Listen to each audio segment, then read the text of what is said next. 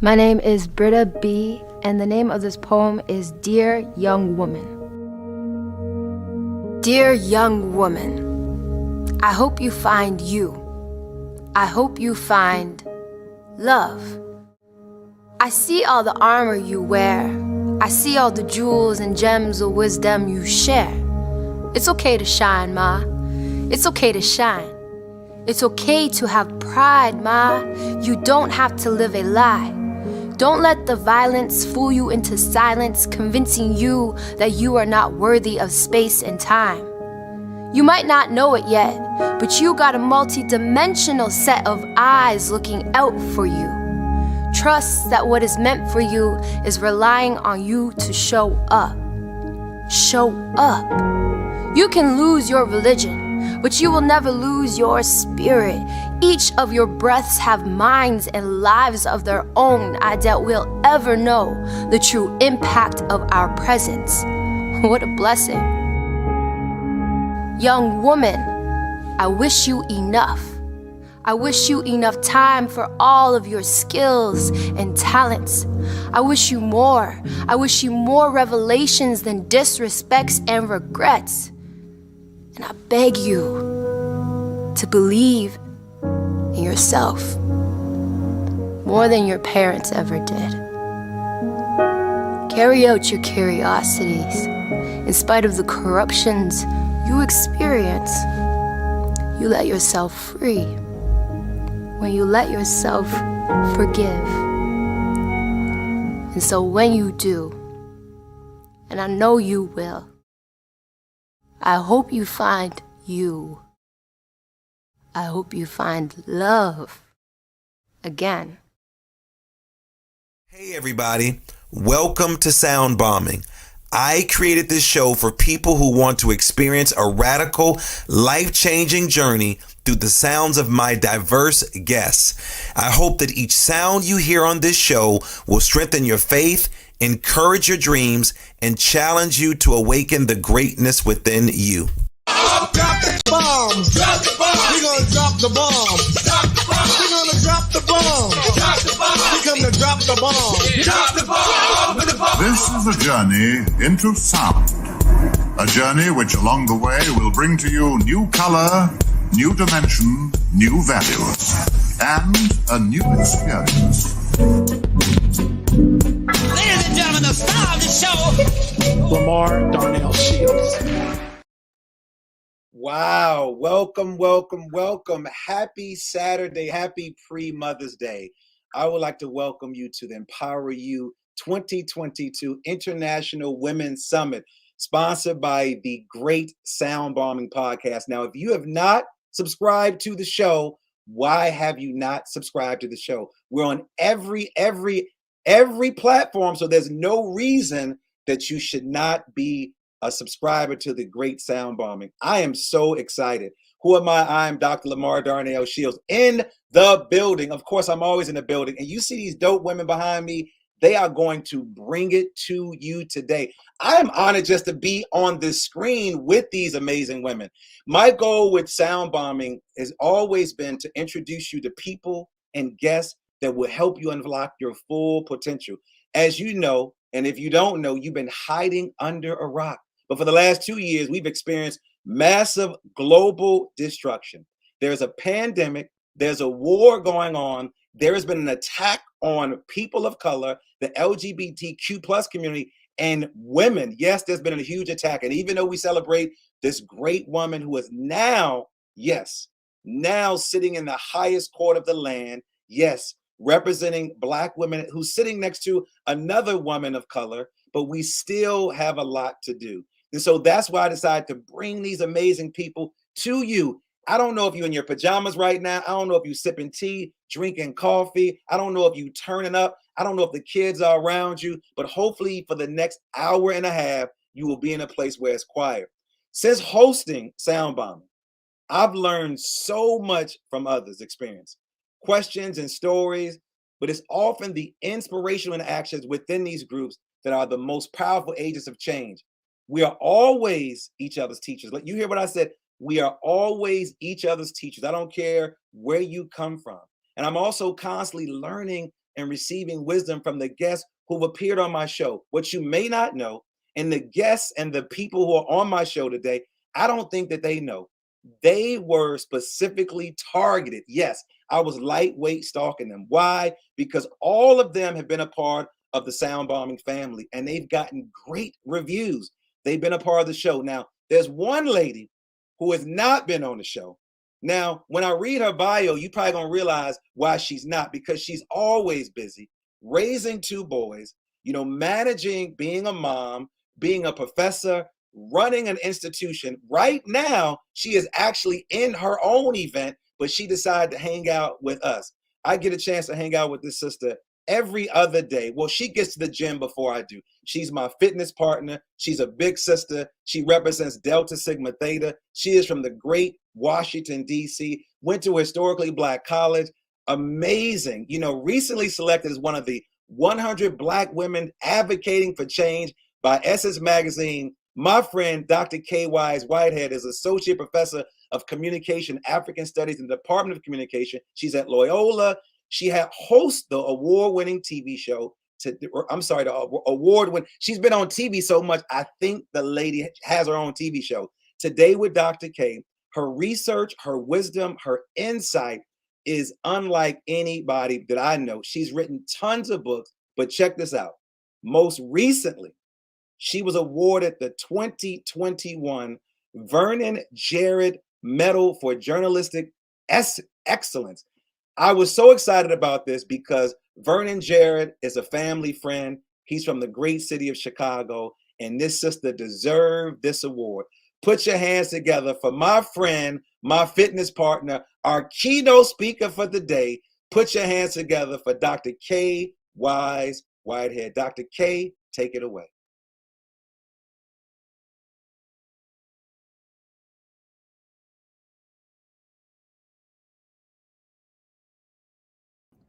Let me try it again. Thank you so much, Dr. Lamar Darnell Shills. I really appreciate your courage, that you're able to stand tall and always remind us of the North Star, to be that harbinger of hope for us. So I appreciate you inviting me here with all these distinguished sisters to be able to just bring a few words of greeting this morning as I think about what does it mean right now as a woman to stand with courage and conviction, to stand in the moment of commitment and confidence, to fully appreciate where we have come from as women in this country, more generally, but specifically where we've come from as women of color and where we are going. It's just a pleasure for me. I enjoy being in because it is here that we make a commitment to fight, to help, to work to co-create the type of world that I believe that we need to live in. One where the very idea of peace and social justice and equality and wholeness would be commonplace and widespread. As many of you have always believed that every mountain wants to be climbed and every ocean wants to be crossed and every dream once spoken out loud wants to be realized. And as I bring greetings, I know that I stand on the shoulders of all those who have come before me in this space and before me in this struggle. I stand here on the shoulders of my grandmother, who always said, you must learn when to stand and when to fight. She never said run. She always said you have to stand or fight, sometimes at the same time. Sometimes it's either or, that you never run or shrink from a battle.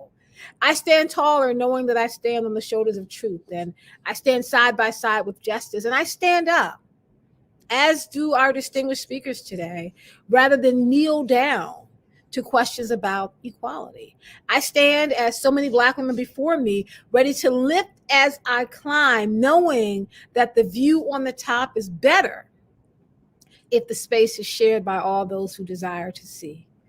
I often say, and I think many of us have probably said this, that I stand here because Rosa Parks sat. Now, I do want to qualify that because I see the t-shirts today that talk about, every step of the journey, but knowing that Rosa Parks made that decision in that moment, based upon the training she had received at the Highlander Institute, she was ready to meet that opportunity because her training was in place, her courage was set, and she had the strength of the community behind her. So when I say I stand here because she said, understanding what went into that moment. I stand here because Harriet Tubman Rand made that decision. Here we are celebrating Tubman 200 years since the birth of Harriet Tubman. What did it mean to make the decision to go forth a second time? Because the first time she tried to run to get free, they did not succeed. The second time, without her brother, she went on her own, made it to freedom, and then came back to get people that she left behind.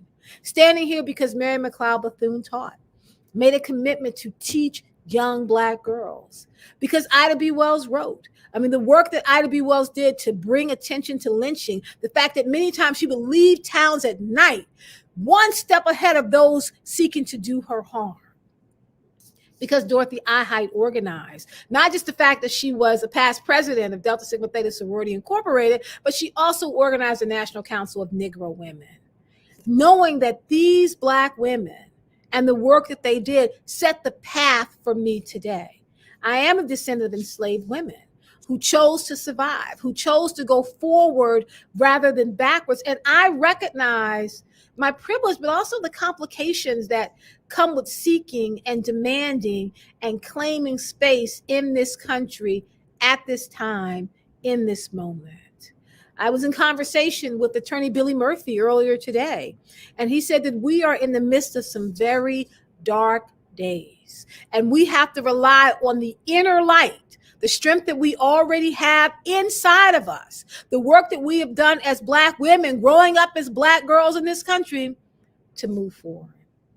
I ask that as we embark on this journey today, this conversation, that we think honestly about all that we can become and all that we have done to replace the negativity that is so present and so rampant in this country right now. We must be the ones that we have been waiting for. I've come to believe that nobody is coming to save us, that the work we have to do is we have to save ourselves. Women have always been called on to save this country. Women very generally, and women of color more specifically. The world does not move unless we show up and we save it. Harriet Tubman used to say that the world's upside down and it takes Black women to turn it back around. Sojourner Truth agreed with her on this. And so thinking very deeply about sisterhood and solidarity and scholarship, which I believe are the main tenets of this 21st century conversation, that the conversation that we are embarking on has to recognize that sisterhood is a verb, that though we may not be from the same family, though we may not be from the same race or ethnicity or nationality, we are sisters, and it is a verb. It's an action word. And we must choose to occupy and be engaged in the process. I believe the work we all did to get Ketanji Brown Jackson to the Supreme Court, it cannot stop with her going onto the Supreme Court. It did not start with her. It cannot stop with her. We have to be more consistent about getting more women into positions of power. Women, let's be clear, who are aligned with the way in which this world can move forward. This has been going on since 1848. It was in the middle of American enslavement that Elizabeth Cady Stanton and 4 of her friends met. They had tea and they complained about the limitations placed on their own situation, living under America's new democracy. These white women, these European women, were complaining that even though it's been 70 years since America had sought to free itself from tyranny, women were not included in the conversation. And so as they were having tea, they were organizing about how they can shift the conversation. We have mighty conversations as women over tea and coffee about how to change this world, pull it back from the pits that the men have put it in and set it on the right path. They sat there and they drafted the Declaration of Sentiments, directly connecting the nascent campaign for women's rights to the American symbol of liberty. In fact, Elizabeth Cady Stanton wrote that the history of mankind is a history of repeated injuries on the part of man toward woman, having in direct object the establishment of an absolute tyranny over her. To prove this, let facts be submitted to a candid world. Might I adjust that just a little bit? Because if you talk about the history of racism and white supremacy in this country, to take Elizabeth Cady Stanton's words and turn them back around on her, it's a history of repeated injuries on the part of white people toward Black and brown people, having in direct object the establishment of absolute tyranny over us. To prove this, let's go back to 1619. Let all the facts be submitted to a candid world. Now, what is interesting about these group of women, when they made this argument, they did not take into account what was happening with enslaved women who were considered to be property, who were being subjected to raping and beatings and sufferings and suffered in silence for the entire world to see and bear witness. So when we talk about writing out this new objective, when we talk about pushing this system to be better, when we talk about seeking to close the wage pay gap, when we talk about strengthening women and uplifting girls, we are talking about letting the facts be made candid to an object world. That sisterhood and solidarity and scholarship is what should lead us forward. I remember when Mary McLeod Bethune, and this is where I end. Mary McLeod Bethune, when she was seeking to raise money to build a school for African-American girls, she would write letters to donors asking them to send money to help the school, send money for the windows, send money for the walls, send money for the books. We're building now, we're moving now, help us move forward. And they would put checks in the mail. And Mary McLeod Bethune said one day a group of white men showed up at the door. They were all wearing suits and they wanted to see where the money was. Where is the school? And Mary McLeod Bethune said she stood out and she looked out, and what they saw was nothing but grass and dirt. She said, over there is the school. You cannot see it because it only exists in my mind right now. But I see a 3-story building. I see Black girls learning. I see Black girls laughing. I see Black girls being free. I see Black girls getting educated. I see Black girls moving forward. You may not see it. The vision is here, and the job I'm doing is to take that vision and make it a reality. What you're doing is you're paying into the vision that I have so you can help me make it a reality. That is how we move forward, being stubborn, holding on to our visions, holding on to our view of reality, and doing everything we can to lift as we climb, to go onward and upward, to struggle and to survive, knowing full well that the buds and the blossoms of our desires will burst forward in glorious flourishing, because that is how we move. And so as we gather here today with courage, born of success achieved in the past, with a keen sense of responsibility, we must continue to assume and assemble, because in order for us to assume, the assumption is that we will get better. We will get stronger, that we will use courage as a tool to ensure our victories. We'll use commitment as a tool to ensure our victories. The speakers that Dr. Shields have brought together today, I'm excited to hear from, because they're going to talk about what it means to be brave from their own perspectives. Are you brave enough to fight? Are you brave enough to move forward? Dr. King once said, it's not where a person stands in times of comfort and convenience, but where they stand in times of controversy and confusion. That's what shows you who they are. And Maya Angelou said that when people show you who they are the first time, you need to believe them. And Audre Lorde said that as women, we have to learn how to dance. She said, I have to learn how to dance in time for the next party. My room is too small for me. Suppose I die before graduation. They will sing sad melodies, but finally tell the truth about me. We have to learn how to dance. I believe there's a place that exists far beyond what young people can see, far beyond what we can ever even imagine, a place that right now exists only in our dreams, only in that vision in our head. Today, as we gather, as we talk, as we get built back up, let's take that vision and make plans to make it a reality. Thank you so much for joining me here. Dr. Shields, I invite you back to the stage. I don't even know if I want to be up in this room. You got this thing on fire. And you are, listen, your comments, please respond. Your comments come in. Dr. K, you just sent chills through my body. The way you talked about being unapologetically Black as a woman, but also the roles that white women played in this work in other races and other cultures. I know you are super, super busy, and I know you have your own event. I just want to just thank you for bringing us some amazing greetings today. You set an amazing foundation.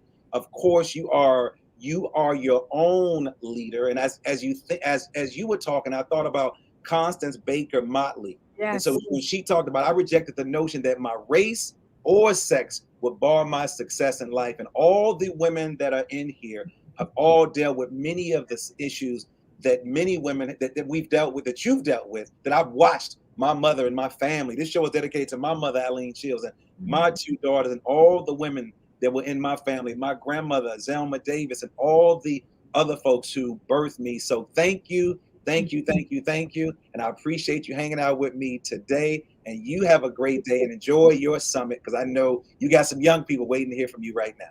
Thank you. Can I just say one other thing? Something that Billy Murphy challenged me with today, and this is where I'll leave it. Billy Murphy said he wanted to be his own boss. He says, when I want to talk about having a raise, I say, hey, Billy, you want to make more money? All right, Billy, you need to work harder. He said, when I want to go on vacation, I'm like, hey, Billy, you tired now? Let's take a vacation. And I go on a vacation. He said, you should get to a point where conversations about raises, struggles, vacations are conversations with yourself, because you're your own boss and you determine how you move. Don't work to get a job, work so you can control and be an agency of your own labor. And that's keeping me moving forward today. Thank you so much, sir. Thank you. Be well. Take care. Have a great summit. Bye-bye. Woo, Lord, Lord, Lord, Lord. I don't know what to say next, but I'm loving watching my speakers in the green room, and they are just shaking their head and taking notes. So anybody that's out there listening, please, on Facebook Live, on YouTube, however you listen, if you want your comments, let us go. Listen, if you think Dr. K laid the foundation, the next person I introduce is an award-winning educator, best-selling author who has helped over 1,000 individuals plan, profit, pen, and publish their own book. So again, if you want to share your story, this is an opportunity to do it. She also graduated from a historically Black college, sent out to Coppin State University, and received a reading instruction training from another school that I worked and attended, the great Johns Hopkins Institution. Listen to me. This woman is a beast, because not only is she doing all of this, she has been featured in all of the magazines you can think of, but she calls herself the mompreneur, and she is raising a whole bunch of kids. I'm going to let her tell you what those children are doing right now. But I told her the kids ain't invited to the summit. They need to be ear hustling out the door. Put your hands together for Christina Johnson. Christina, make sure you're unmuted, and welcome, welcome, welcome. How are you doing today? Let my listeners know and let the people know what they're going to gain from you today. Dr. Lamar, I am so very excited to be here today. Every day is a blessing, but today is even more so a blessing because of this awesome event that you've put together. So I'm so thankful. I just want to express my appreciation to you for putting all of this together with these amazing women. I am Christina M. Johnson. I am part of a tribe, a house, the House of Johnson. And we have Testimony Publishers, LLC. We have Emergence Logistics and Transportation, JFAM Johnson, whom my children are marked as our best-selling authors, and they have their clothing brand and just a whole lot of things going on. And then we're also the hosts of the Rise Virtual Summit 2022 and beyond. So there's a lot of things that we do. We have been featured, like you said, in Business Insider and so many other places, but we are just excited to be here today with you all. So thank you for having me. Wow, well, thank you. But tell, how many kids again? Okay, so my husband Anthony, and I, we have 8 children at home, and I have 9, one from previous to me being married. You know, somebody just grabbed one of their body parts. I'm gonna just leave it right there. Somebody just grabbed their body part. I'm not gonna talk about the body parts, but somebody just grabbed their body parts. So if you are a fan, listen, Walk, I don't know if you are a fan of Star Trek, but if you are a fan of Star Trek: The Next Generation, you might be familiar with our next speaker. Her career as an actress, model, spokesperson, and voiceover artist in the entertainment advertising industry has spanned over 25 years. She has appeared in blockbuster films, primetime television shows, dozens of commercials. She has a brand new book out. She's a #1 best-selling author, mentor, trainer, and speaker. But what attracted me to her is she shared an amazing story about her relationship with someone I did not get a chance to meet. But today actually is the celebration of freedom in South Africa. And how ironic that day is today. And I want to bring my friend Walker Grant to the building. Hey, Walker.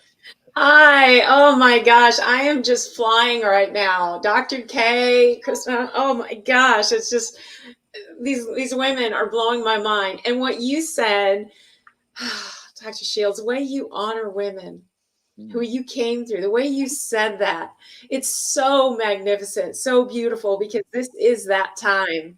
This is that time for this is a time of woman. This is our time to stand up, confront, to be strong, to be powerful, and to recognize that we are forgiveness. That's what we embody. Forgiveness is childbirth. Do you know a time in your life when a being goes from extreme pain, the worst pain, the get this away from me, out of me, please God help me, to the most deepest depths of love, the embrace, the compassion? That is woman. That is feminine power energy. That is what we do. And every child that passes through our vessel needs to know that power, needs to know that's where they come through. That's what the gift that they are given. That is what we as women are responsible to. That's what we need to teach our men. And, you know, I know, Dr. Shields, you have been taught it. You have it. You embody it. And it's just so beautiful, because that is where we're all going. That's where we're headed. That's our journey as women. We're going to change the world because of that. The recognition as a result of our courage. Dr. K, what she said, that stand up, confront, don't be afraid to fight. That's my path. I've been that person in the face of a lot of danger at times in my life. I was willing to confront. I was willing to stand up and be who I was, no matter what was in my face. I risked and I showed courage. And as a result, I was able to create success, and I was able to not be a statistic. And that is what I want to share with the world, is none of us are born statistics. We are born magnificent, whole, incredibly powerful beings. And life is a result of our choices. It's a result of our actions. It's a result of our determination, our imagination. It is a result of who we are together as this human family. And when we embrace each other in that way, it just rocks my world to see this kind of connection we all have right now. I mean, I'm an actor, you know me, you said a little bit about, I'm an actor, I'm a mom, I'm a bonus mom. I'm a community builder, a leader, I do what I can to be an example. That's kind of what I want to do. But I got to say, I am humbled today. I am humbled. Christina, 8 kids. All I got to say is I bow. Spirit on you. I just bow to you, lady. You are amazing. Wow. And, just all those children coming through that grace you show. Well, we have another amazing speaker. Walker, thank you for hanging out. And I know your schedule is busy, but we all know the feeling when you sense that you're not completely happy and fulfilled. Walker talked about it with your life. That things are not where you wanted them to be. You go through all of these emotions every day. So our next speaker has over 20 years of experience in dealing with this and has earned an excellent reputation as counseling and coaching experience. She blends elements of neuroscience, nervous system regulation, mindfulness psychology into her coaching, relying heavily on teaching emotional awareness and self-compassion. Put your hands together for my other person from the West Coast, Kristen Taylor in the building.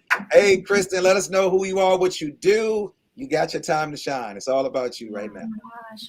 Thank you so much. It is an unbelievable honor to be with you all.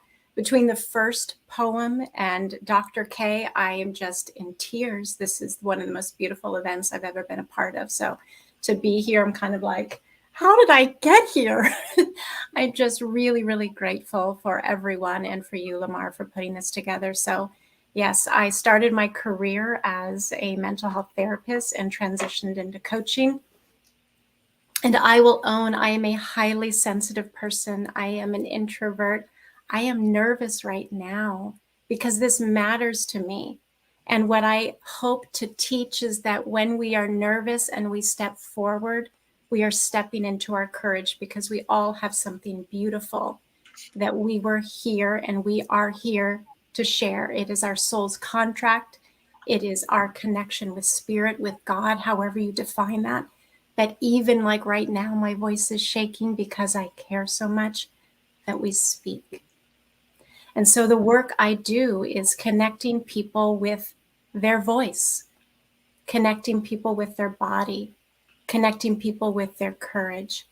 And it comes from understanding their thoughts, their feelings, their emotions, understanding their nervous system. And I get the honor to support people in what I think of as self-leadership, tuning in, becoming quiet, listening, connecting to intuition, connecting to spirit, connecting to wisdom, so that in the face of adversity, injustice, personal and global, we step forward. Wow. Well, Kristen, thank you for joining. Last but not least is someone who wears many hats. She is the founder and CEO of Lead for Liberation and Indigo Women.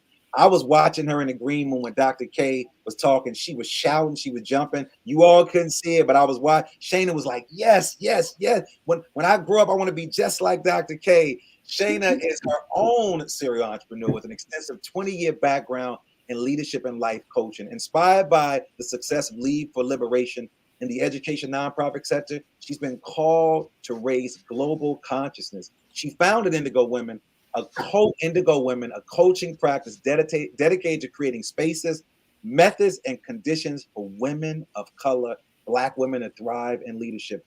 Before she did all of that, she was a teacher like me. Then she decided to become a school principal, and then she decided to have some kids. And now she's traveling all over the country, probably via Zoom, sharing her amazing story. Put your hands together for my friend, Shayna Renee Hammond in the bill. Got to throw that government name in there. Shayna, welcome. I want to say welcome to Sound Bombing. Welcome to the. We are here, Shayna. We are here. I'm here. And let me tell you something. I believe we attract our mirrors. And I'm just loving the magnificence I see on this screen, the magnificence of Dr. K. I am just so grateful to be here. There's such alignment here. My nervous system is just like lighting up. I'm lit up. I'm just so grateful to be here. And like you said, my life's joy is seeing especially Black women thrive. I believe when Black women thrive, humanity thrives. Liberation work tells us when we focus on the most marginalized, what we do for them works for everyone. It's transferable. It's my life's work. I'm so excited to be amongst other women who are doing similar work in this amazing time of divine feminine rising. I've just bowed to all of you, and I'm stepping into the space as well, and just really grateful to be here. Well, thank you, Shayna. Thank you, Walker. Thank you, Kristen. Thank everybody that's in the space. I appreciate you, being here. Let me just let you all know, if you don't know, I curated this show. You all have all appeared on my podcast that I'm hoping everybody's going to subscribe to.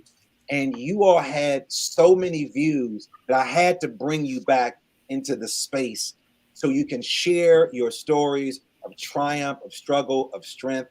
I've had side conversations with all of you and all the things that you are doing. And so I definitely feel connected. But it also, I was getting chills listening not only to Dr. K, but each one of you. And I'm so glad that you talked about you being a little nervous and this is divine, because the people that are watching you, I don't know if it's men or women, I don't know who's watching, but they need to hear, Shayna, that even though you've spoken on many stages, even though you travel, I still get nervous. They need to hear, Walker, that even though you've been on all these TV sets and you met Nelson Mandela, that you still get a little nervous. And Christine, they need to know that even though you have 9 children, all these other children, that you still can do it. And Kristen, even though you are an empath, you're still able to pour into women because you have your power. And this is about elevating our power. And so my first question about power goes to the person I've been knowing the longest in the room, and that's Shana Renee Hammond, that I want to ask.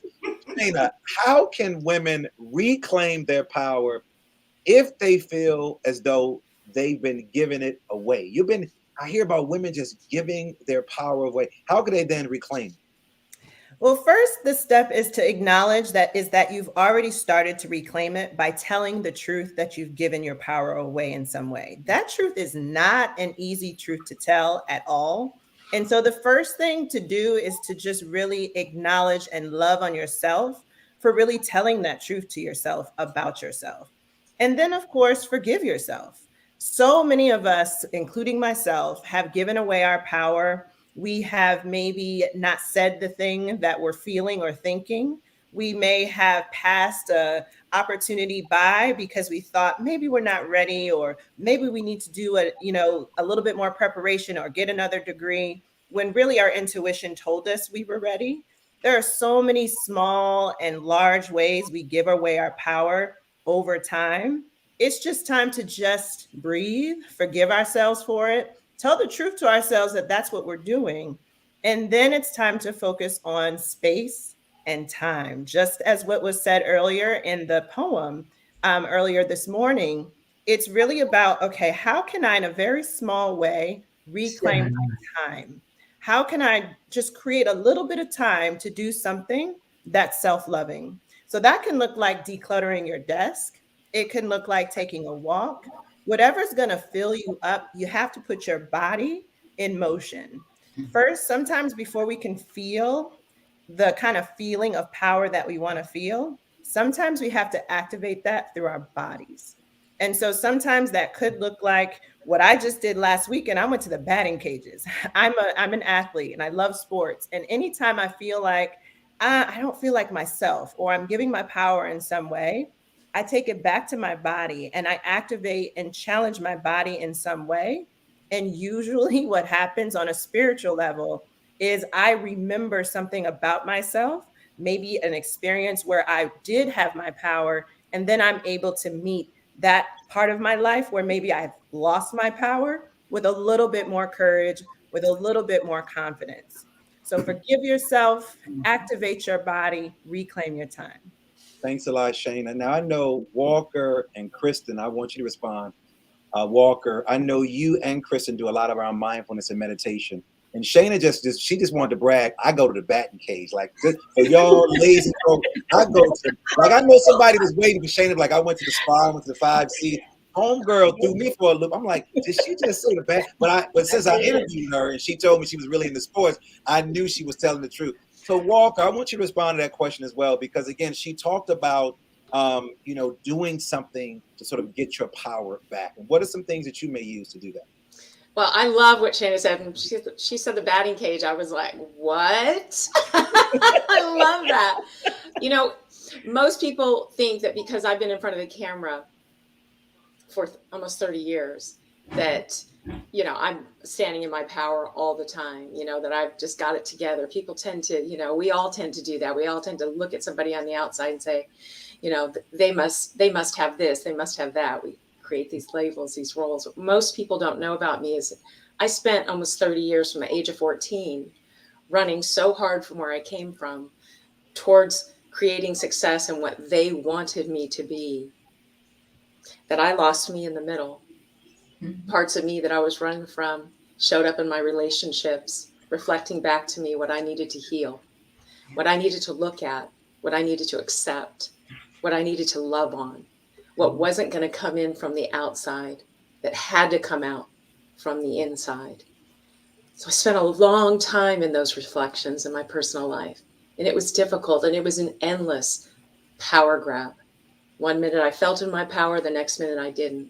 Mm-hmm. And what worked for me was constant remembering those moments, those little moments where we were in our presence. Do you remember when you're a child? Nobody apologizes when you're a child for being excited to be you, for looking into the world and engaging it as you, allowing that light inside to expand into you. And those moments where you feel like you're powerless, those are moments to be still. And if you can't be still and look inside, go lean on a tree. Go out in nature. I am a tree hugger. I love trees. I lean into trees because you know what they do? They stand there magnificent. Every year they shed their leaves. Every year they grow new. Every year they allow themselves to let go and receive. And sometimes as women, we forget. We fall into labels: mom, wife, career woman, executive. We forget there's a girl in there. There's a girl in there, and she was born in her power. And all she needs is for us to look back in and see her and start playing with her again, little by little. That's what I do. I write it out. I do what Shana said. I step into my body. I do the happy dance. I do the goofy dance. I do something that reminds me of me as a child. Because children are amazing teachers. I mean, Christina, she is in the wisdom channel right now. She's being taught every day. I just love that. Yes. So yes, that's what I do. Connect. So Walker, I appreciate that. And I heard something that you said and Shana said. Why do women then feel guilty, Christina, for taking care of themselves? I just interviewed Dr. Gwen Martin, and she's been doing these workshops for educators, counselors, therapists. And she always talks about how women feel guilty to go into the bathroom and run some water or going to a spa. Christina, why do women feel guilty? And then how do you overcome that barrier of the guilt and then to do what you need to do? And then Kristen, if you can respond as well. Christina. Wow. Okay, awesome. What comes to my mind first is a lot of times as women, I know men go through it as well, but women exhibit this. I've exhibited it. I still, fight every day some of those thoughts and feelings that come back from the past. But we deal with imposter syndrome. We have the weight of our families and our communities on our shoulders. And because we are not only multipliers, manifestors, we are nurturers. We're givers. So a lot of times we put ourselves in the mindset of we have to give.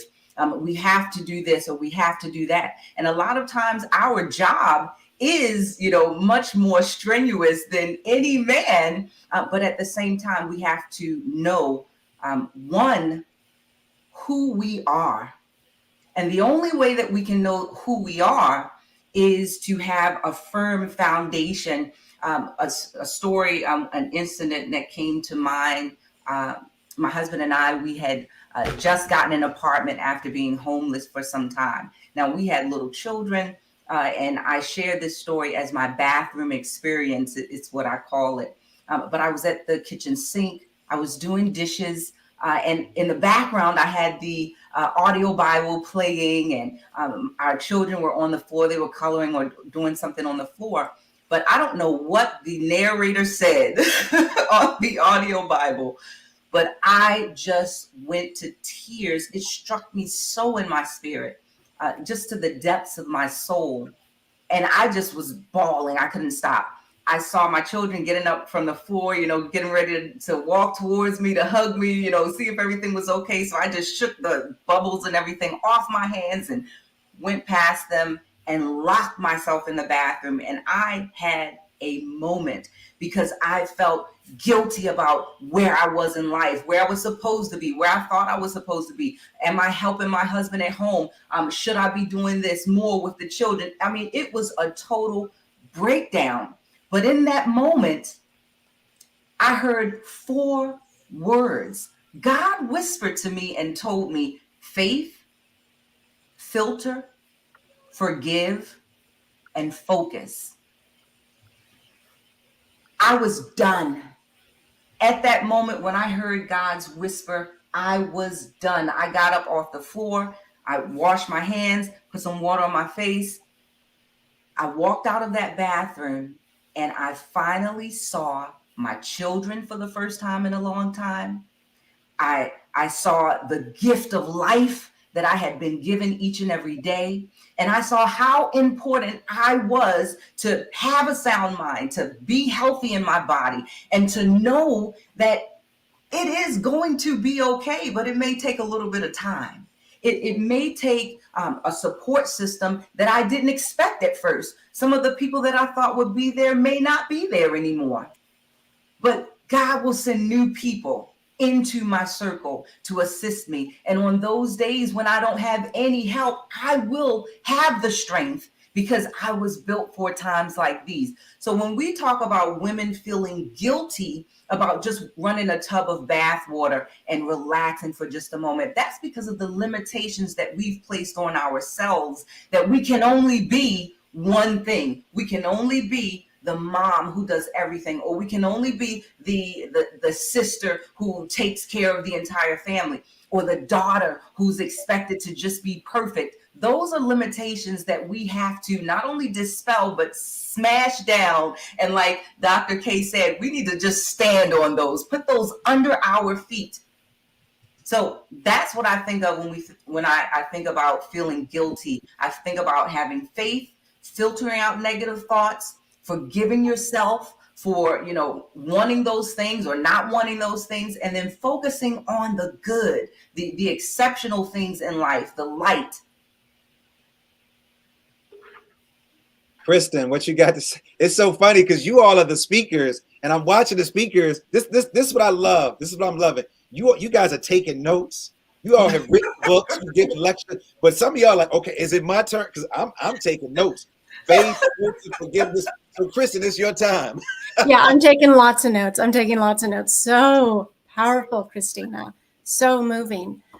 I think about, for me, and I've heard it reflected when I listen to other women talk. So I'm curious if this resonates with anyone, but being raised as a girl and into a woman, it feels like there's so much pressure to look a certain way, talk a certain way, be a certain way, that there's, instead of having the subjective experience of being embodied and being connected to your soul, to your own wisdom, to your voice, to your instincts, to your intelligence, we live instead, it feels like we're reared this way in many ways, to live from the outside in versus the inside out. And so when I think about guilt, it feels like it's really originated from that place of looking at yourself from the outside in, from an objective place. Women are objectified. Are we a good enough daughter, wife, mother? Whatever role we are occupying, we're looking from the outside in. And I feel like the invitation is to be embodied, to connect to ourselves differently, so that when things like guilt arise, we understand imposter syndrome. And I want to shift that. And I just recently learned, I've been calling it imposter syndrome, and a very wise woman shared with me. She said, I call it imposterism. Imposter syndrome makes it sound like a pathology that exists within us, because there's nothing wrong with us, but we've sort of ingested what is going on culturally that says to women of color in particular, you don't belong here. You don't fit in. You are a fraud if you find yourself in a place of influence and power. And it's this unwarranted self-doubt that causes us to question, do I have the right to take up space? Do I have the right to take a bath, to take a walk, to hug and walk around the tree hugger as well? Hug a tree. Say no. Say yes. Have boundaries. And so when guilt comes up, it's so important to recognize it as a feeling. And our feelings are not who we are. They are places of pause so that we can reflect differently and find ourselves. So that is what I would say in terms of our relationship to guilt. Now, I appreciate that. I want to bring Walker and Shana in here. Now, Walker, you wanted to actually talk about Well, go ahead and mention what you want to talk about. What you want I'm just like, okay, when did we start the conversation? when did this happen in the human family, where we decided that in our infinite unlimited and the universe that we are a part of, infinite unlimited, that we suddenly became limited? When did that happen? When did that settle into our spirits? It is such a lie. And it's like, okay, what fear creates limitation. Women, I mean, I have to just toot our horn right now, because we are magnificent. We embody creation. This is the energy that we are. And it must have scared the bleep out of men way back when. What just happened? What? Is that another person coming out of that person? Oh my gosh. Okay. I think there may have been a moment where I don't know if that makes me a little bit nervous. And it happened so long ago, out of fear, this quieting of feminine power, this quieting of male power and support, this harmony that we have, this reliance on pushing from, as Kristen said, the outside in instead of the inside out, not seeing that magnificence, not recognizing it and coming together in that power. Limitation just bugs the what out of me. It's one of those words I think we need to lose in our language, because it doesn't have it doesn't exist in the truth of our reality. It just doesn't. We are limitless. We are infinite. And we take on roles that have these definitions, and they are age old. They are age old. And when we see something on the outside of us that we don't like, we need to confront it on the inside of us, where it is growing like a seed and a weed. And we need to pluck it gently, lovingly, and set it aside, and then walk it in the world so we can show people how to do it. Because that's where it's inside out, Kristen, Shayna, Christina, Doctor. It is that way. Dr. K just laid it out for us at the beginning. Confront it, fight it, walk it, live it, be it. Yes. So that we can bring up everyone that comes up behind us. Show that path, Rosa Parks. Show that path, Nelson Mandela.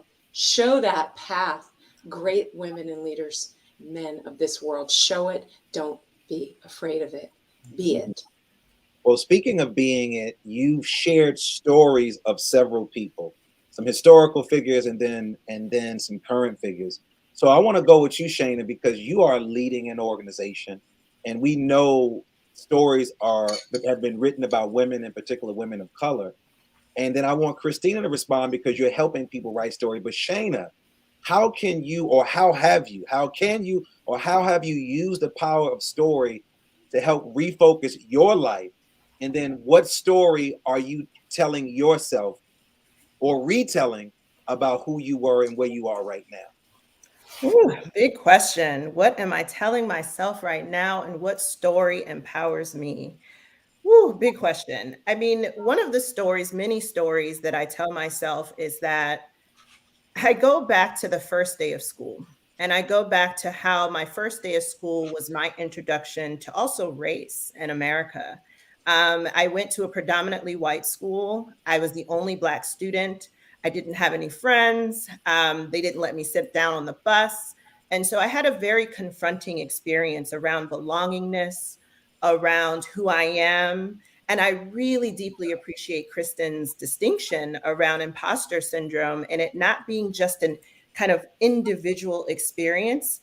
We are steeped in what I call the sick collective consciousness.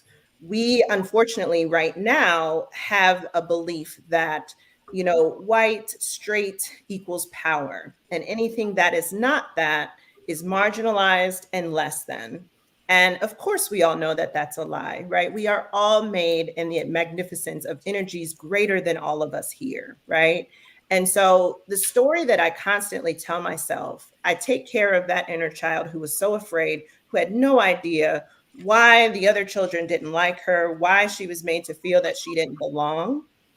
through my own spiritual journey and learning more about my own consciousness and separating my consciousness from the sick collective consciousness and realizing that I am love. And not only am I love, am I liberation, but so is everyone else, whether they realize it or not.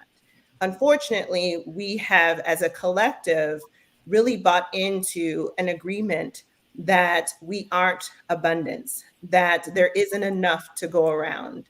And so the story that I tell myself constantly is that not only do I belong in this space right here, but I belong too on that bus, just as everyone else, even though no one else in that moment knew. And so it's so important. I love that distinction around making sure we are experiencing life from inside out and not outside in, because for anyone, a part of any marginalized group, which all women are a part of, it's especially important because we get messages from society projecting onto us where we belong, what we should be doing, all the shoulds, when really all of us internally have our own divine callings, have our own yearnings for connection, for love, for abundance, for thriving. And it's really important to do those, whatever those practices are, to come back to remember, wait a minute, I don't have to be a part of the sick collective consciousness.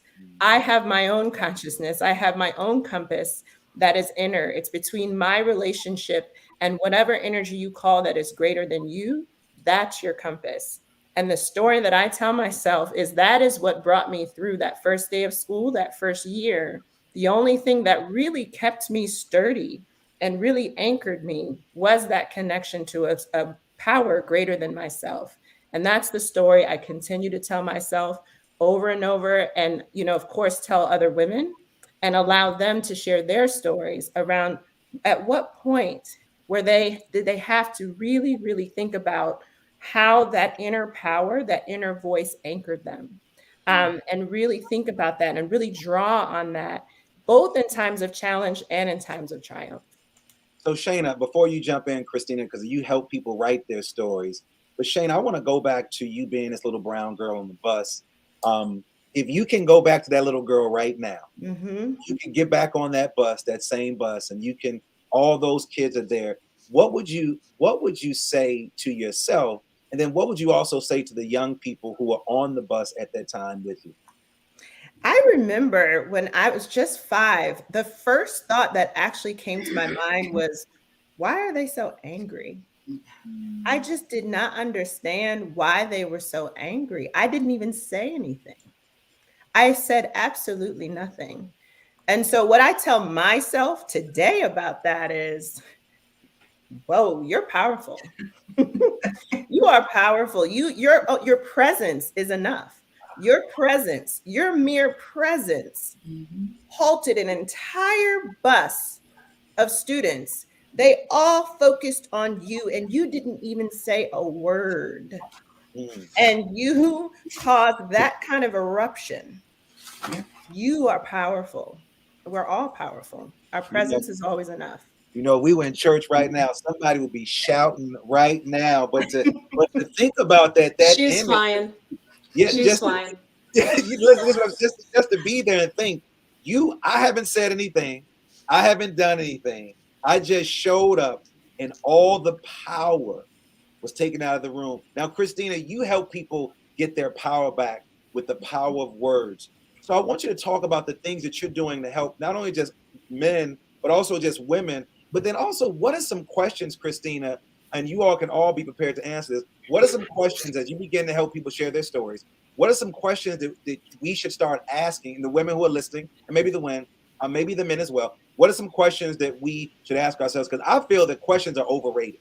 Underrated. I'm sorry. I think questions are underrated. And I've been hanging out with a lot of engineers, NASA folks, and their whole being is around the power of questions. So talk to us about what you're doing, and then maybe share some of the questions that we should be asking ourselves as we then to create our new narrative for ourselves. Absolutely. So first, I like people to be interactive, especially when I'm asked questions like this, Dr. Lamar. So everyone that is here for the summit, whether you're live or watching a replay, I want you to hold your hands up. Hold your hands out in front of you. Everyone hold your hands up. I love, love, love to do this. Now turn your hands towards yourself and look at the tips of your fingers. What is there? What's on the tips of your fingers? Write it in the chat. Anyone here, Kristen, Shayna, Walker, Dr. Lamar, what's on the tips of your fingers? Fingerprint. Your fingerprint. Okay, so you can put your hands down now. Think about what your fingerprint is in the physical, okay? In the physical, it's unique to you. It makes you stand out from everyone else in the world, okay? Now, there have been some exceptions when fingerprints have been very similar with identical twins and things like that, but for the most part, 99% of the time, your fingerprint is going to be yours, uniquely yours. I believe people have two fingerprints. The first one on the tips of their fingers. The second is their story. When people think of their story, a lot of times in your mind and heart, you know you should share it because you know you're amazing. Subconsciously, it's like you want to write a book, you want to share your story, you want to help that person, you want to talk about what you've overcome and the challenges you faced and how you got through it. But we stop ourselves from sharing our second fingerprint. So Dr. Lamar, when you asked, what questions do we ask ourselves? First, what is that second fingerprint? What makes you uniquely you? And I would suggest, if you really want to know, start writing down everything that you've accomplished. Small, great. I have all my clients do this when we our first session. Write down everything. I mean, everything. You got up one morning when you didn't feel like getting out of bed, you were depressed or dejected one afternoon because someone cursed at you or humiliated you in the front office, whatever you're going, but you went back the next day, you didn't give up, you kept trying, you overcame a miscarriage, a lost loved one, you've overcome sickness, all of these things you have overcome. That's part of your second fingerprint. Your story is absolutely amazing. And a lot of times people hold on to those great achievements because we've talked ourselves into thinking that it's not big enough. Oh, it doesn't compare to a Kardashian or someone who's in the limelight or quote unquote icon. But who are the icons? Who are the true troopers and heroes and sheroes? It's the people that are down in the trenches every day, fighting for family rights, family empowerment, civil rights, fighting to keep their family together, whether they're out there, voting at the polls, they're voting in their families. They're fighting for their loved ones. They're fighting for books in schools and breakfast programs. So those that are in whatever you've done, record that, write it down, and stand on that. We have to stand and fight, just as Dr. K mentioned, but we also have to stand on the things that we've accomplished and don't play it small. Because when we allow ourselves to stand in our beauty, in the affirmation of who we are, in our divine calling, in our anointing, we allow other people to do the same thing. And we won't shy away from it. We'll be beautiful and accepted within ourselves and within the communities that we're in when we're authentic and when we stand in our truth of who we are. I love that. Well, speaking of standing in truth, we know that many of us have dealt with these childhood traumas.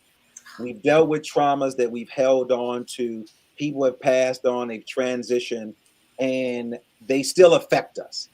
All of you all in this space, when I interviewed you for Sound Bombing, which all of you all should have subscribed to, the people that are listening right now, shout out to the Sound Bombing podcast. All of you all have dealt with trauma. And you are talking about standing in your truth and sharing a story. Walker, out of all the people that I talked to, you dealt with a lot of traumas. and we're not in a competition. You're not going to get a gold medal. I think we think we're in a competition about who's been hurt the most.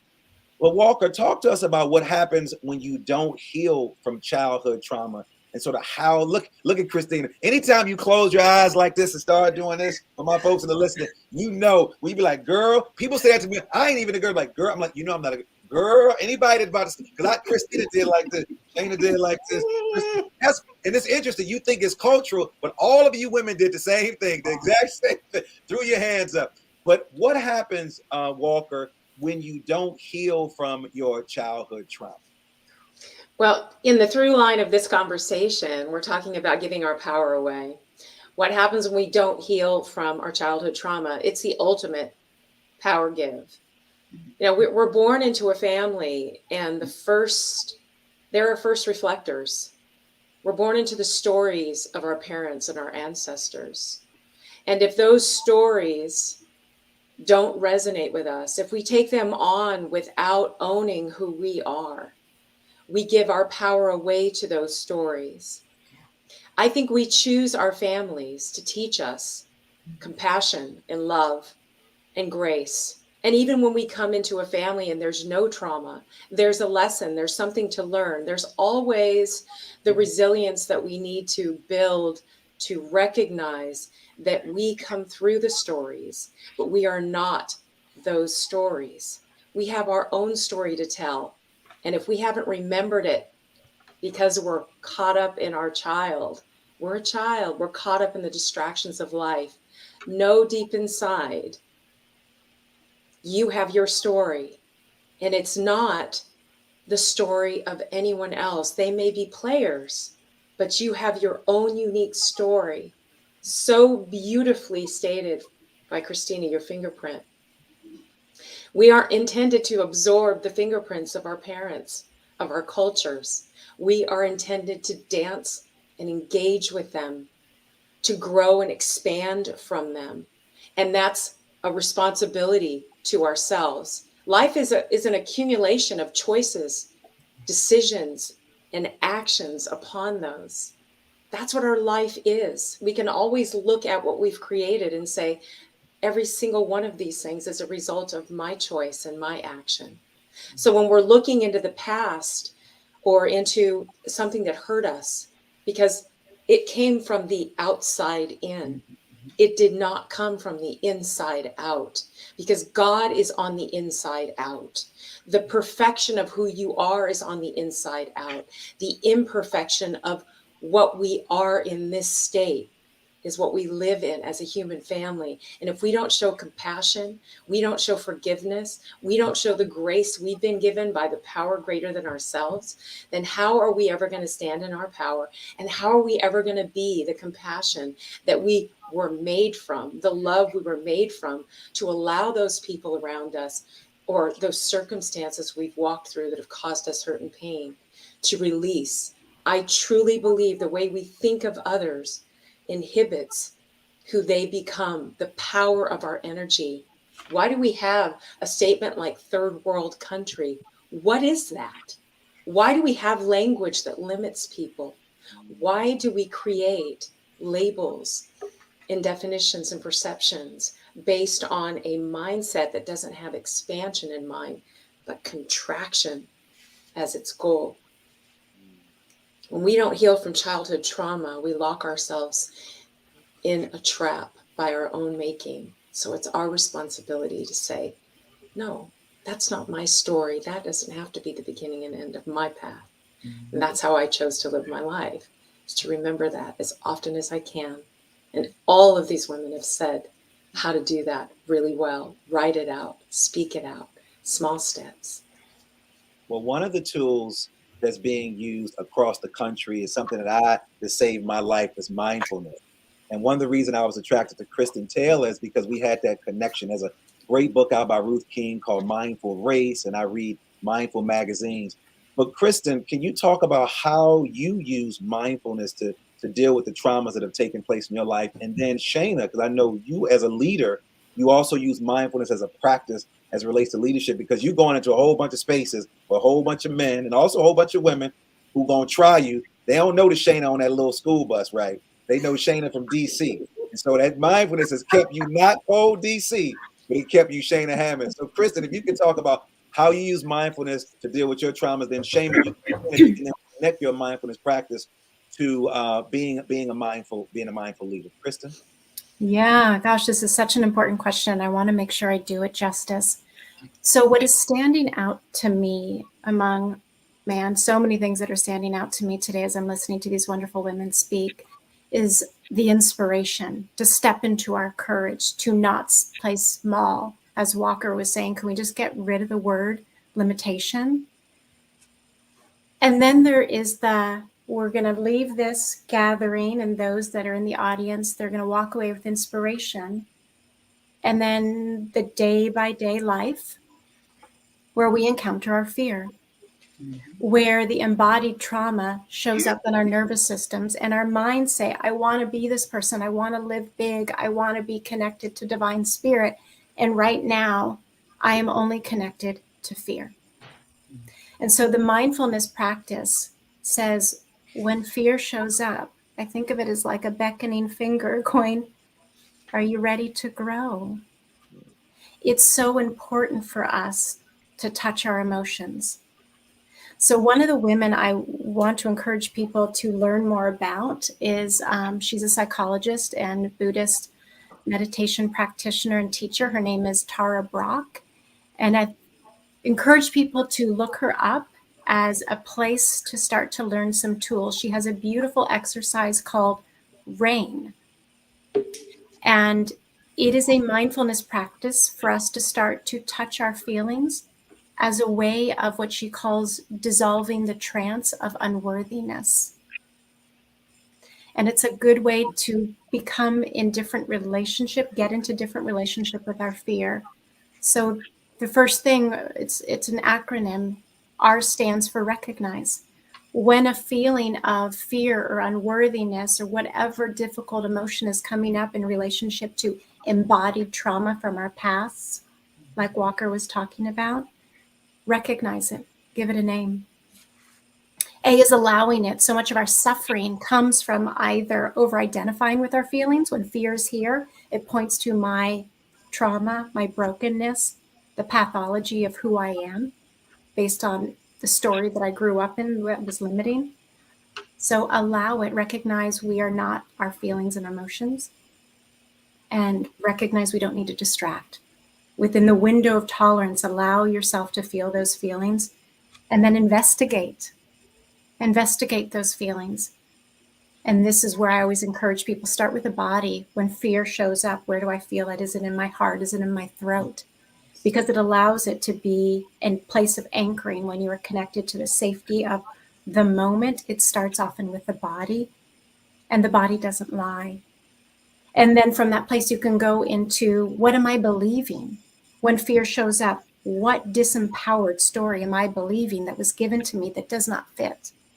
So that you can see it from a place of curiosity, neutrality, a healthy distance that says, this is not who I am, it is what I am experiencing, right?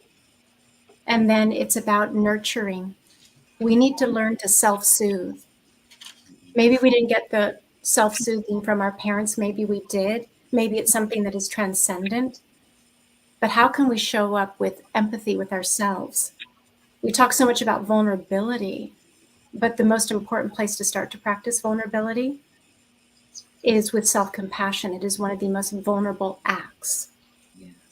Is to be kind and loving to yourself and sourcing your own healing from love so that you can become whole. And it's a simple way of describing a very involved process, but it is a roadmap, a survival guide, and mindfulness offers that invitation. So for those that are listening, when you get out of here, y'all heard this in the hip hop community, I want you to make it rain, okay? But I want you to make it rain. See, everybody on here knows what I'm talking about. We ain't talking about that making. We ain't talking about T.I. in the club. And look at Walker. Did you see it? We're not talking about that type of rain. All right. We want you to make it rain, pouring back into yourself. Now, Shayna, we know in your field, being a woman, leadership, you have to have some strategies. Everyone talked about mindfulness. Then let's talk about mindfulness in the way of leadership in the areas. How has it helped you as a leader, as a new leader in this profession, working with tons of people that you work with. We talked about the trauma. I'm sure you've dealt with some trauma as an entrepreneur, starting a new business. I've watched you run a school, then I watched you do some other things. But how are you using mindfulness to help you as a leader? Yes. You know, I always go back to Maya Angelou's quote. You know, we may not always remember what people say or do, but we will never forget how people make us feel. It's those leaders that make us feel like we can do anything, that make us feel seen, feel heard, feel valued. It's those leaders that we follow. It's those leaders who set us, who are just kind of set good apart from great. They're the leaders that really call us higher and really call us also in to really be introspective about what we love to do. And in order to be that kind of leader who leads in that way, you have to be aware of your own emotions and aware of the data that comes with those emotions. And so in my leadership programs, the common thread is emotional intelligence. And I'm sure everyone here is very familiar with emotional intelligence. And we focus on all 4 domains. And when we really focus on self-awareness, we talk about both, of course, how aware we are of our own emotions, but also our biases, our self-concept, our concept of self-worth, and how that's perceived by others. And one way, every time we bring our leaders together, we always start the same way. And we make sure that there's time to just arrive to the space. And we give time to just bring attention to the breath. At any moment, the best mindfulness tool that we always have at our disposal is our breath. And so we teach various breathing techniques. And one is just to sit down, get comfortable, and just be aware of your breath and really make sure you're breathing deeply in and out. Us as leaders, we often are moving from one meeting to the next. We are wearing different hats as women. We're constantly giving. And sometimes we quite literally aren't breathing fully. Mm-hmm. And one of the best ways to access ourselves, our true selves, our inner selves, is to really call back attention to our breath. And so if breathing, deep breathing, isn't a part of your daily practice, I hope that it will be moving forward, because that's something you can do very quickly. It's something that only takes a minute, a couple minutes to really bring yourself back. And it can have a tremendous impact on your mood and can really bring your heart rate down, your blood pressure down, and really be more grounded and attuned to yourself so that you can be more attuned to the people around you. And so if we want to be that kind of leader, that infectious leader that, you know, really understands and takes to heart the grand responsibility they have for the people for which they're leading and the people that they're leading alongside, it's really important that we take first that responsibility to feed into ourselves and make sure that we are here, mind, body, spirit, in the seat, in the space, and that we're emanating the kind of energy that's necessary to bring forth whatever it is as leaders that we're here to do. That's our work. Our continual work every single day is to make sure that we are as grounded and aware. And the first step is really bringing it back to our breath. And the other thing I invite our leaders, especially when I'm working with our Indigo Women and our Indigo Women Group coaching experience, part of that 9-week journey all leads up to the women coming out of that experience with a daily spiritual practice. I know for me, things took off for me once I really decided to really focus on my spiritual development and really focus on exactly what God was trying to tell me at any moment, and just really harness and grow that relationship and prioritize that relationship. And so I don't start any day without first going to my altar, dropping into meditation, really dropping into my body, asking my body what it needs, noticing where I'm tense, and using that data to then reground myself and get messages for what I'm to do and how I'm to show up for the day. And so it's really important as women, especially, whatever it looks like, we need to have a daily practice of just going within. It doesn't have to look a certain way. It could be 5 minutes, it could be an hour.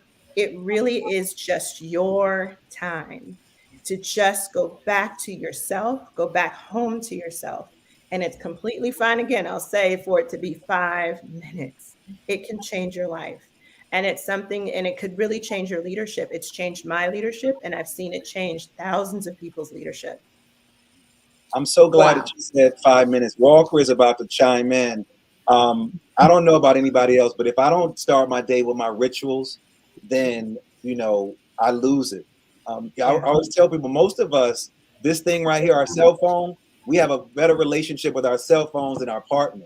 And I share with people in leadership positions to, when you wake up in the morning, don't grab that cell phone. Don't let that be the first thing, because what you're doing is you're reacting and you're responding to all these other needs. At least take 5 minutes. And for the person that's out there listening who thinks that they have a busy schedule, if I added up all the kids in the room with all you all kids in the room, you talking about a busy schedule. If I add up how much you have to write, how much you have to prepare, just the way you look right now, like you did all this on purpose. Like all of this was on purpose. Like me and some other people, we just put on some jeans, a hat, we good to go. And so I'm so glad, Shayna, that you said 5 minutes. That's all it takes. When I don't do it, Kristen and Christina and Walker and Shayna, and for those that are listening, when I don't take that moment to breathe, when I grab my cell phone first, my whole life is turned upside down. Rituals reap results. You have to have a morning routine or a mid of the day routine and or an end of the routine. And I want all of you all in the room, and I know Walker, you're going to respond first. If all of you guys can share your rituals and your routines. And for those that are listening, if you have any questions, we have about 10 minutes left. Put your questions in the chat. Walker, you want to say something? Breath is, I love this topic. Breath is life. It's prana. It's life. Breath is life, right?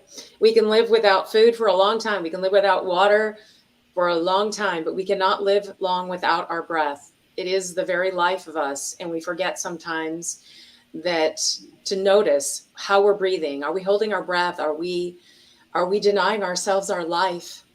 It's that simple. Am I holding my life? Am I holding my breath? Am I holding my life? Am I letting it flow? Am I not letting it flow?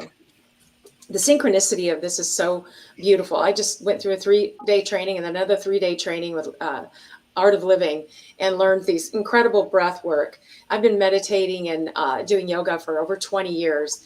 And, the breath is everything. It's everything to balance us and start our day. The ritual of recognizing my breath is my life. How am I going to share my breath today? First with myself, noticing how I'm breathing my life into me, and then share it with the world. Mm-hmm. It's so powerful to recognize and be that quiet and just see that's how much of an impact we have on our life. And we were talking about emotions, and it reminded me of Dr. Bolty Taylor, her amazing study that after 90 seconds, any emotion we're feeling after something engages our emotions is our choice. Emotions take 90 seconds to wash through our body. If we're still feeling it past 90 seconds, it's our mindset telling us, our mind speaking the emotion over and over and over and over in us. So we have the choice to know that little bit of information. Time yourself. Boy, am I pissed? I'm upset right now. I'm giving myself 90 seconds. 90 seconds, man. If I'm still there, it's up here. It's 100% my responsibility. I need to do something about this. Right. And that's, and don't compare yourself. Comparison is the death of joy. Yes. Don't compare yourself, because it doesn't matter what your friend can do better than you, or your mom is doing better, or that person you admire. Be with who you are. And as Shayna said, breathe it out. Be with that life that is you. It's your beginning every day. It's your beginning. Well, speaking of beginnings, we want to hear, Christina, your beginning, your morning rituals. I'm sure you got to get up for them little 8 people, 9 people. You got to get to the bathroom. Share with our listeners your ritual, and then Kristen, and then Shayna, and we're going to begin to close out with some of your final thoughts. But you all have been amazing. I'm smiling because I know you. Like, I know y'all. Like I know y'all, and I'm excited. I'm taking notes. But Christina, walk us through your morning rituals, Kristen, and then Shayna. Okay. I did want to say very quickly, you all, when you were speaking about breath, it was so refreshing. And I actually took a couple of deep breaths and exhales. But I thought about a scripture where God breathed the breath of life into. And that stuck with me because all you all were saying was start your day with breath, start your day with life. That's all I kept hearing. Start your day with life, start your day with life. So in reference to my routine, one thing that just stuck out to me that I have to share above the routine is I take naps. When I am tired, I do push through. Hold up, I gotta stop you right there. What? The power of a nap. Let me just. Why when we were kids we cried over, and now we beg for like when I was in college classes, give me a 10-minute nap between biology class and that heat and I didn't mean to cut in, but when you said the power of a nap, Lord, go ahead, Chris. I don't mean to steal your shine, but I want you to talk about the power of a nap. Yes. But you said it. Basically, I said I had, forget the routine right now. That is my lifesaver right now because the nap, it rejuvenates, and it doesn't have to be long and drawn out. It could just be a quick nap. Like I like to say, I need a quickie, but that's not my little nap. So I can recharge and rejuvenate. And it frees your mind and allows your mind to kind of be refreshed and be restored in the moments that you need it once you get up. But yes, 15-20 minute nap, middle of the day, that's what I do, and that's what I want to share. All right, Kristen, and then Shayna. All right. So yeah, more power to the power of breath. I do a lot of ratio breathing. I was doing ratio breathing before this program started so that I could be here. And it just is such a godsend. I don't know what I would do without it. So I have a ritual at the top of the day and at the end of the day. And before I get out of bed, I am speaking out loud to God, to spirit, to universe, asking for support in showing up in my soul's agreement and thanking all that are supporting me on the other side for my many, many blessings. And then at the end, and I think of that as speaking to spirit. And at the end of the day, as I'm lying in bed, I become very quiet. And that I think of as, yes, meditation, but it's listening. It's listening to spirit.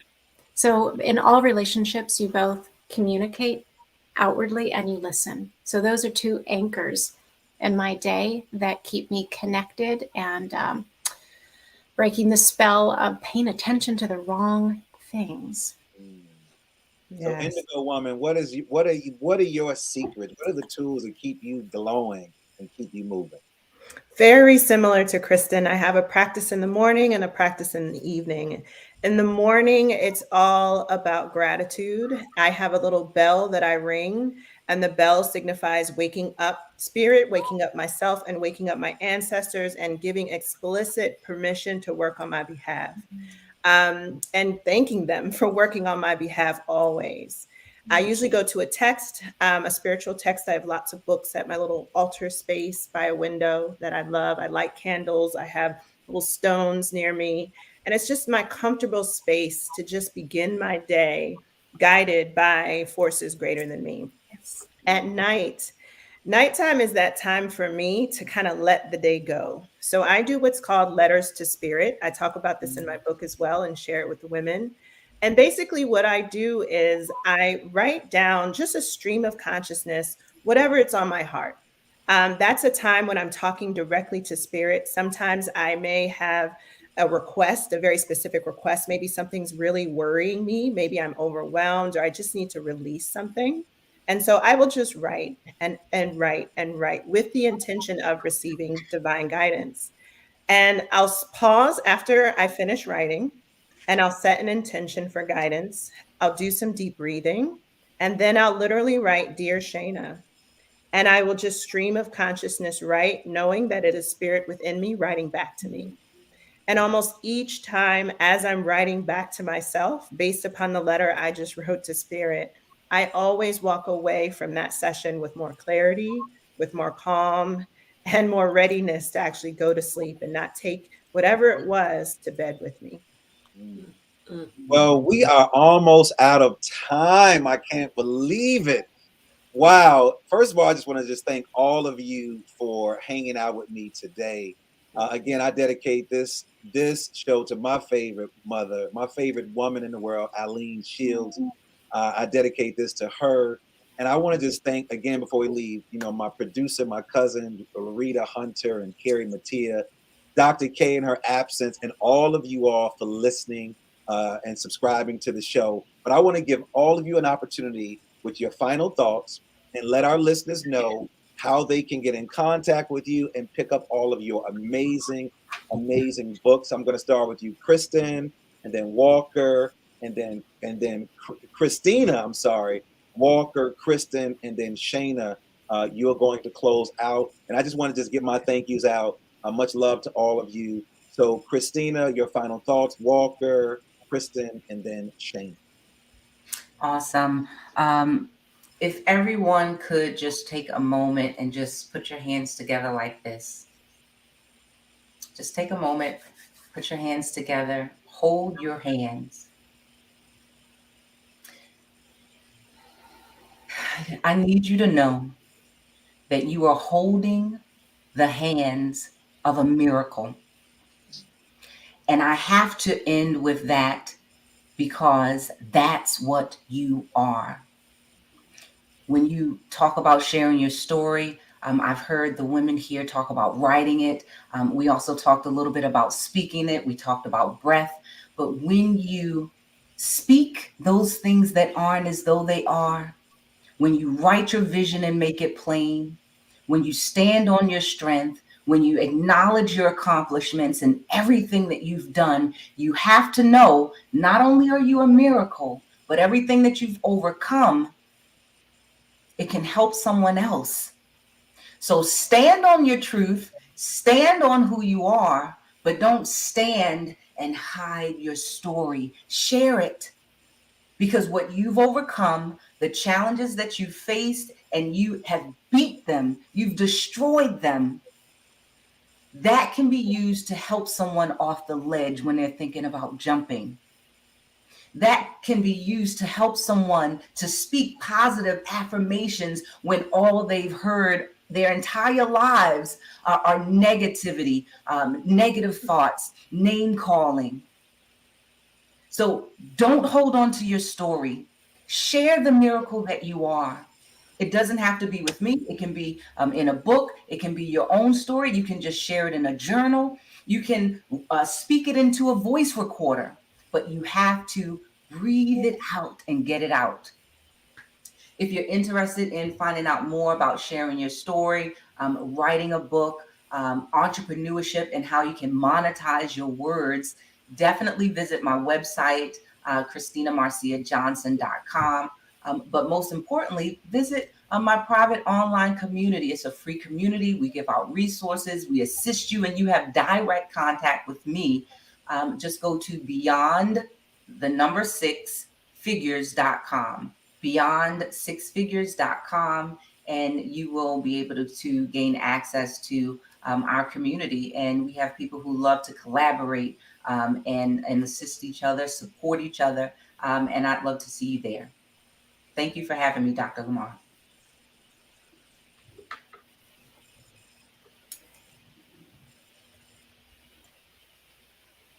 Is it my turn? Yes, I think so. Okay, I wasn't sure. All right. So, yeah, the power of story. It's so important. I think that's beautiful. I also believe powerfully in the power of story, and I am the host of a podcast, called How I Made It through EIQ Media. You can find it on Apple or Spotify or wherever you listen to your podcasts.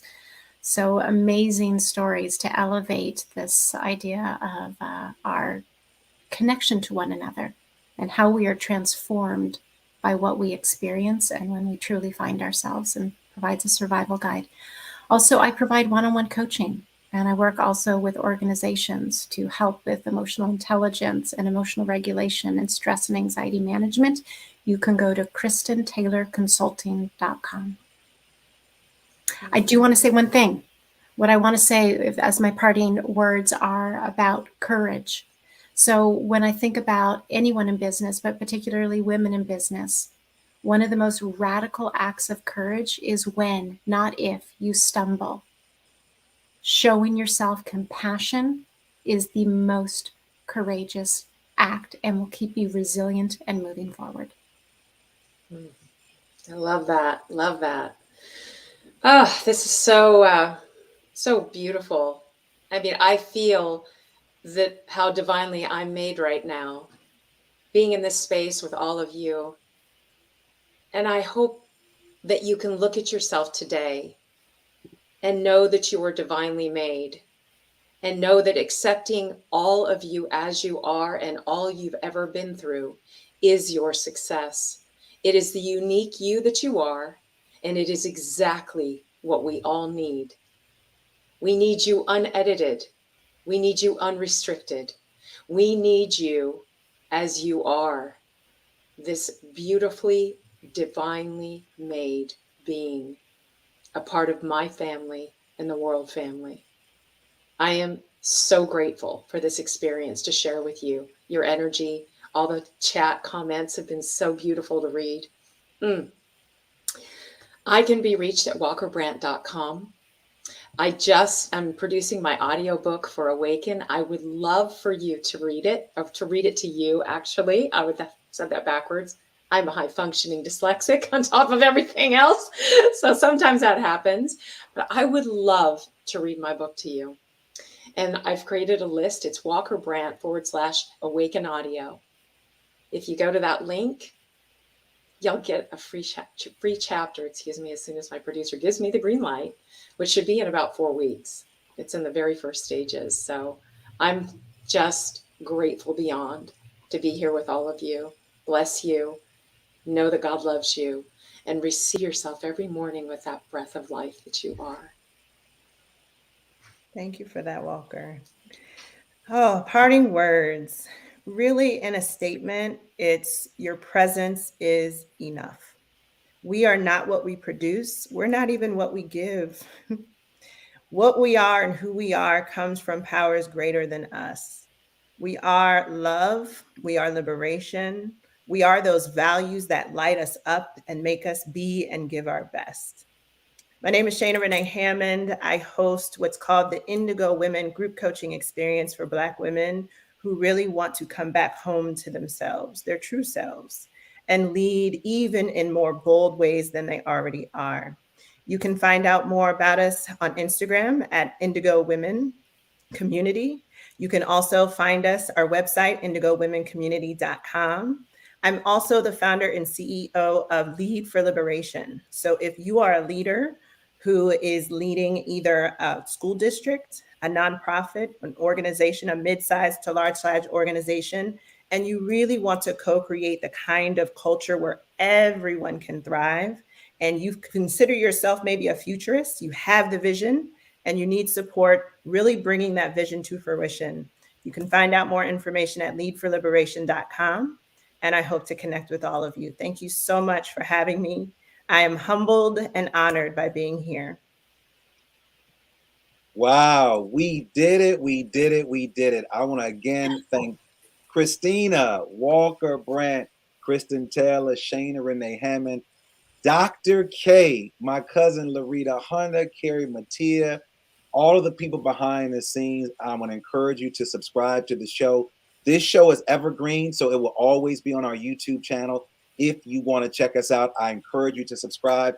Follow these ladies. They are doing some amazing things. Ladies, happy Mother's Day to all the women out there. Happy Mother's Day to you. And as we say in Spanish, que le vaya bien. May you go well. Peace. Thank you.